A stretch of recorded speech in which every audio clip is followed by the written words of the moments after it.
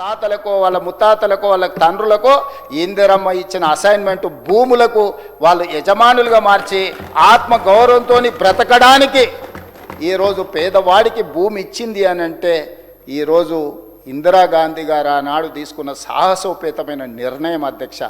మొదటి తరం నెహ్రూ ఇందిరాగాంధీ గారి దేశానికి అందించిన సేవలు 40 సంవత్సరాలు 1950 నుంచి 1990 వరకు 40 సంవత్సరాలు దాదాపుగా వీళ్ళు తీసుకున్న నిర్ణయాలు ఎన్నో రకాలుగా ఈ దేశంలో ఉండే పేదలను ప్రభావితం చేసింది.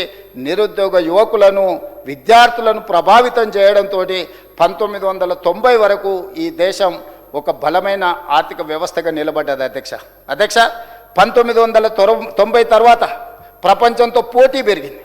ప్రపంచంతో పోటీ పడాల్సిన పరిస్థితి వచ్చింది. ఎన్నో సవాళ్ళను ఎదుర్కొనే పరిస్థితి. దేశం ఆర్థికంగా చితికిపోయింది.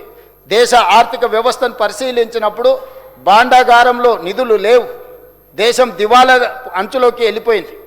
అప్పుడు తెలంగాణ బిడ్డ మంతని శాసనసభ నియోజకవర్గం నుంచి మా మిత్రులు శ్రీధర్ బాబు గారు ఎక్కడి నుంచి అయితే శాసనసభ్యుడిగా ప్రాతినిధ్యం వహిస్తుండో ఆ శాసనసభకు ప్రాతినిధ్యం వహించిన ఒకనాటి ముఖ్యమంత్రి పివి నరసింహారావు గారు తెలంగాణ బిడ్డ 1991లో ప్రధానమంత్రిగా బాధ్యతలు చేపట్టి ఈ ఆర్థిక వ్యవస్థను దేశంలో ఉన్న క్లోజ్డ్ ఎకానమీని ప్రపంచంతో పోటీ పడే విధంగా తీర్చిదిద్దాలి అని అంటే సరళీకృత విధానాలను తీసుకురావాలి. సరళీకృత విధానాలు అంటే లిబరలైజేషన్, ప్రైవేటైజేషన్, గ్లోబలైజేషన్, ఫారిన్ ఇన్వెస్ట్మెంట్ను, డైరెక్ట్ ఇన్వెస్ట్మెంట్ను దేశంలోకి ప్రవేశపెట్టి ఈ దేశంలో ప్రపంచంలో ప్రఖ్యాతిగాంచిన పలు సంస్థలను ఆహ్వానించి పెట్టుబడులు పెట్టడానికే కాకుండా ఈ దేశంను తీర్చిదిద్దిండ్రు.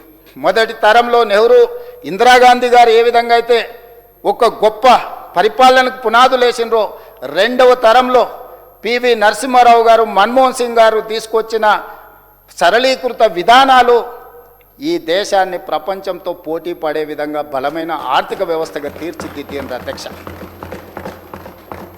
ఒక గొప్ప విజన్, ఒక గొప్ప పాలసీ పెరాలసిస్ లేకుండా ప్రపంచంలో ఉండే గొప్ప గొప్ప సంస్థలకు ఒక నమ్మకం, విశ్వాసం కల్పించి వాళ్ళ పెట్టుబడులకు రక్షణ ఇవ్వడమే కాకుండా పెట్టుబడులకు లాభదాయకమైన ప్రాంతంగా రక్షణ ఉంది దేశంలో అని చెప్పి గొప్ప నమ్మకం, విశ్వాసం కల్పించి ఆనాడు వారు 1990 నుంచి 2020 వరకు 30 సంవత్సరాలు పివి నరసింహారావు గారు, మన్మోహన్ సింగ్ గారు తీసుకొచ్చిన విధానాలు ఈరోజు ప్రపంచ దేశాలతో మనం పోటీ పడే పరిస్థితికి వచ్చినాం అధ్యక్ష. ఈనాడు సర్వీస్ సెక్టర్ ఫస్ట్ ఫేజ్లో ఎడ్యుకేషన్ అండ్ ఇరిగేషన్లో రాణించినాం.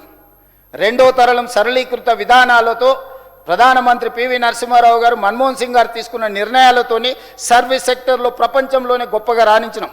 ఈరోజు సత్య నాదెన్లనో, శంతను నారాయణో, ప్రేమ్జీ వచ్చవో, వరల్డ్ బ్యాంక్ చైర్పర్సన్ అజయ్ బంగాతో సహా లేకపోతే సుందర్ పిచాయ్ కానీ ఇట్లాంటి వాళ్ళు ఈరోజు పెద్ద పెద్ద కంపెనీలకు సీఈఓలు అయినారని గొప్పగా చెప్పుకుంటున్నాం అధ్యక్ష.